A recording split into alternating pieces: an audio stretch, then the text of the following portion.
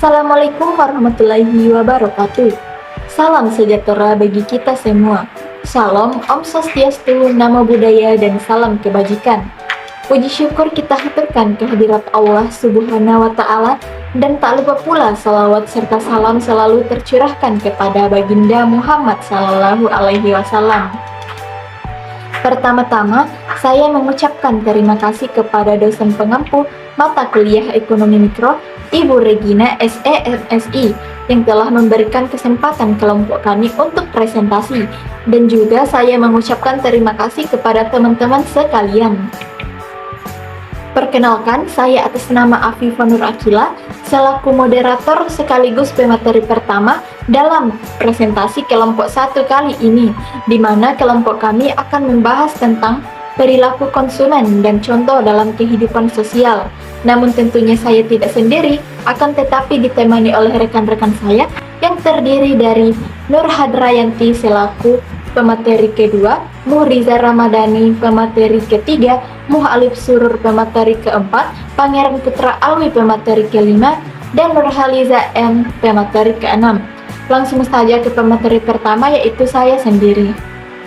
Pengertian perilaku konsumen. Perilaku konsumen adalah suatu tindakan konsumen, baik itu individu ataupun kelompok, untuk memenuhi keinginan ataupun kebutuhannya dengan adanya proses mempertimbangkan tentang apa yang akan dibeli. Faktor-faktor yang mempengaruhi perilaku konsumen yang pertama adalah faktor budaya. Faktor budaya terdiri dari budaya, subbudaya, dan kelas sosial.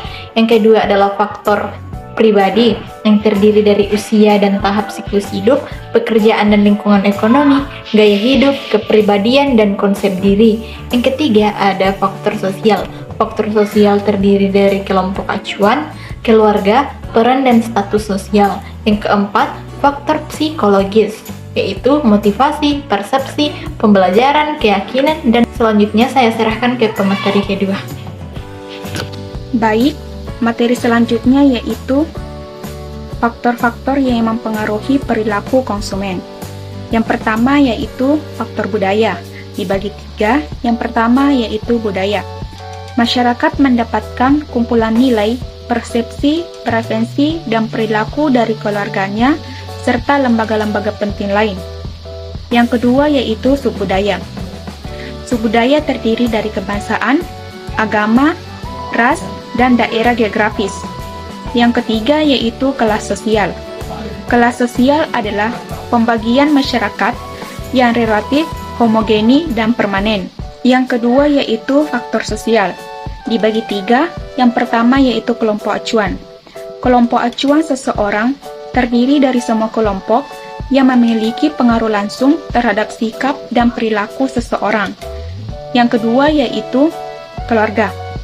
Anggota keluarga merupakan kelompok acuan primer yang paling mempengaruhi keputusan membeli dan menggunakan produknya. Yang ketiga yaitu peran dan status sosial. Peran meliputi kegiatan yang diharapkan akan dilakukan oleh seseorang yang nantinya akan menghasilkan status. Yang ketiga yaitu faktor pribadi. Yang pertama yaitu usia dan tahap siklus hidup.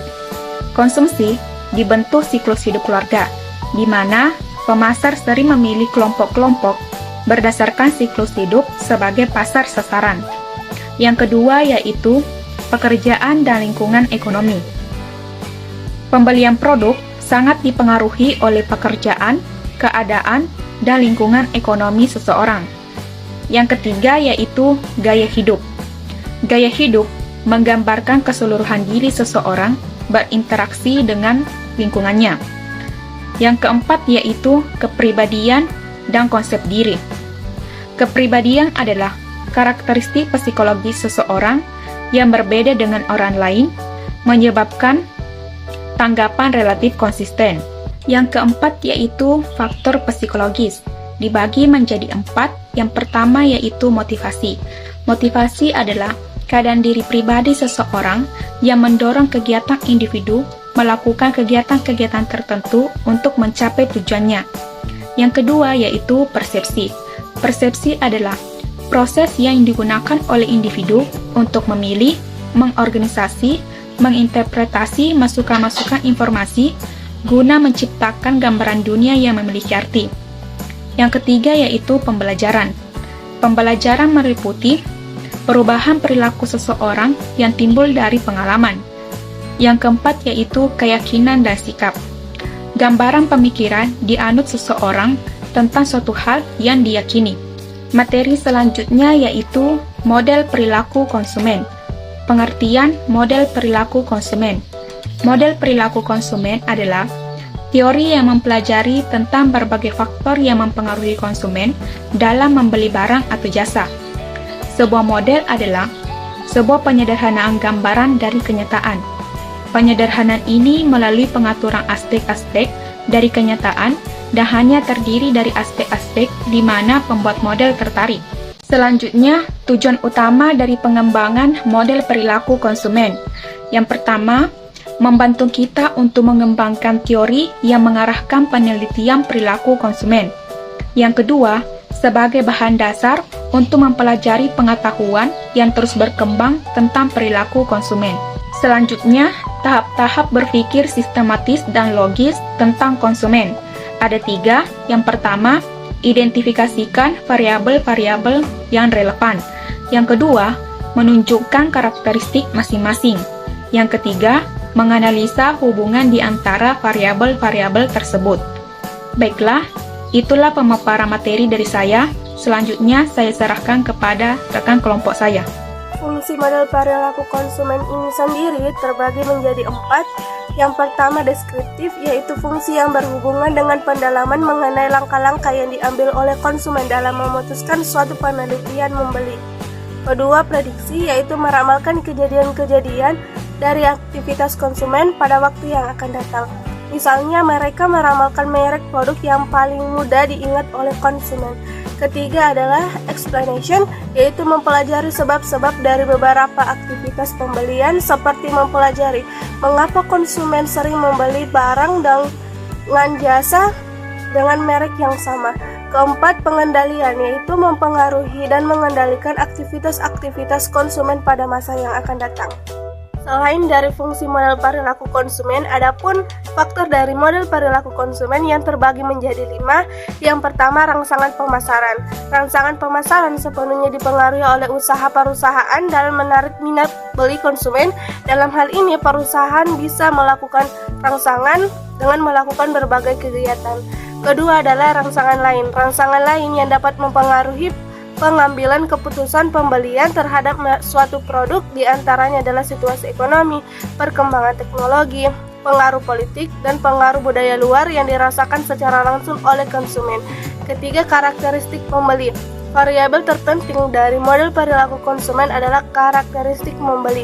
Pembelian ini itu sendiri karakteristik meliputi faktor budaya, faktor sosial, faktor pribadi, dan faktor psikologi. Keempat, proses keputusan membeli.